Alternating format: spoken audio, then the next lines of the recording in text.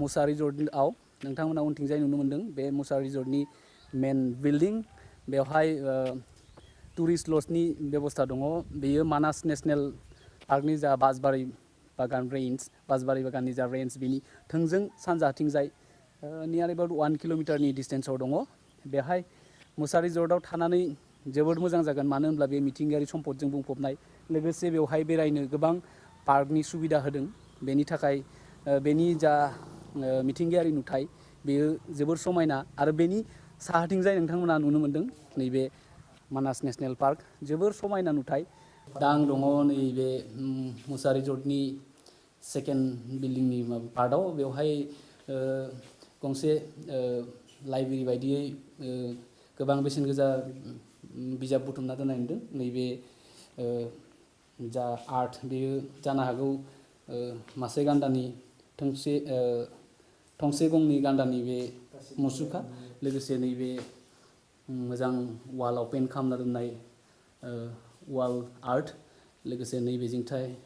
नोंथांमोना नुनो मोनदों बेवहाय गोबां बेसेन गोसा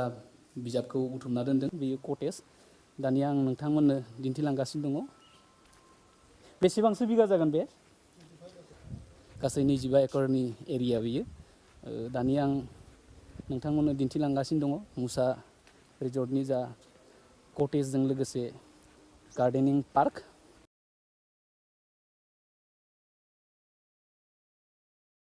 मुसा रिजर्टनि जा थानायनि फेसिलिटि बे कटेज बेफोरखौ आं केमेरानि हेफाजाबजों नोंथांमोननो दिन्थिनो लादों जोबोर समायना पार्कनि जा बिबार गायनाय नोंथांमोना नुनो हादों नै बिबार बागान दङ समायना रमायना लोगोसे जाखिनि कटेज दङ बेयो गोबां सुवेटेबल लोगोसे बारान्दाफोरखौ जा थोरैजों होनाय जादों बेफोर कटेजाव थानानै जोबोरैनो गोजोननाय मोनगोन लोगोसे गासै नायगिरि नोंथांमोनाबो जुदि बेवहाय हानिमुन लोगोसे गोदान बोसोरनि दावबायनाय बायदियाव बेवहाय दावबायारि महरै थाफैनो हागोन आं केमेरानि हेफाजाबजों नोंथांमोननो दिन्थिनो लादों नैबे गासै नुनाय फिसा फिसा कटेज बेवहाय फेमिलि हिसाबै थानो थाखाय जोबोर मोजां जागोन लोगोसे आंबो बेवहाय फैनानै जोबोद गोजोननाय मोनदों मानो होनोब्ला बेयो मिथिंगायारि सम्पदजों बुंफबनाय जा मानास नेशनेल पार्क बेनि एक सेरफाङावनो दंथारो आरो बियो आं मिथिनायाव जोंनि बर' सुबुंनिनो रिजर्ट होननानै खोनानो मोनदों आं मुंखौ बुंथ'वा नाथाय खोनानायाव जोंनि बर' सुबुंनिनो होननानै खोनानो मोनदों नोंथांमोनाबो बेवहाय सानडे स्पेसियेलफ्राव फैनो हागोन लोगोसे अक्ट'बर दाननिफ्राय जा बे मानास नेशनेल पार्कनि पिकनिक स्पटफोरखौ अपेन खालामनो हागोन इन्टारनेशनेल लेभेल लोगोसे नेशनेल लेभेलनि गासै दावबायारि बिथांमोननोबो लोगोसे नोंथांमोनाबो बेवहाय फैनानै रंजाखांफैनो हागोन मानो होनब्ला बेवहाय थानो थाखाय जोबोर मोजां कटेजनि फेसिलिटिसफोरखौ खालामना होदों लोगोसे आंनि उनथिंजाय केमेरानि उनथिंजाय नोंथांमोना नुनो मोनदों बे फातेमा साहा बागान बे साहा बागाननि सेर सेरजों मोनाबिलि समाव समायना रमायना दावराय लोगोसे मिथिंगानि जिब जुनारफोरा बेवहाय सम लानानै दावबायफैयो लोगोसे बेवहाय थानानै गोसोखौ रंजाखांनाय मोननायनि गुबै जाहोनानो जाहैबाय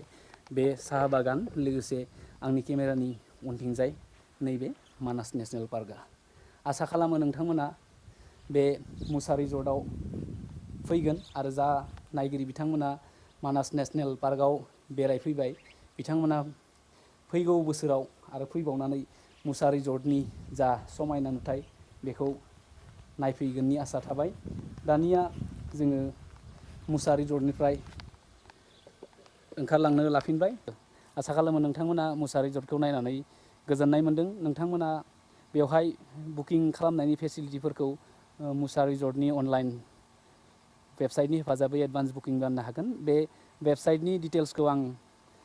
डिसक्रिपसननि सिङाव लिरनानै होगोन मुसा रिजर्टनिफ्राय ओंखारलांफिननो लाबाय मुसा रिजर्टआव दावबायफैनानै जोबोर गोजोननाय मोन्दों मानो होनब्ला बेनि मिथिंगायारि नुथाया जोबोर समायना। मुसा रिजर्टनिफ्राय ओंखारबोबाय बे आंनि उनथिंजाय नुनाय जा गेट बेनो मुसा रिजर्टथिं हाबलांनाय मेन गेटआ लोगोसे आंनि उनथिंजाय नोंथांमोना साहाथिंजाय नुनो मोन्दों नैबे मानास नेसनेल पार्कनि नुथाय जोबोर गोजोननाय मोन्दों बेवहाय फैनानै आरो इयुनाव फैबावनायनि आसाजों दिनै मुसा रिजर्टखौ बेखिनियावनो बाय बाय होबाय।